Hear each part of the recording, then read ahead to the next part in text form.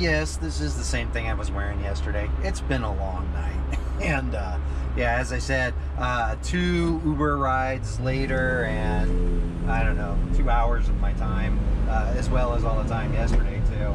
But anyway, on to the more important part. Yeah, the car seems to be tracking much better now, and yeah, it does not seem to be driving with a mind of its own. So kind of feels like it did before, so that's good. But I figured, you know, just to make sure, we better take it through the airport tunnel. So all right, enjoy. Even firing V10.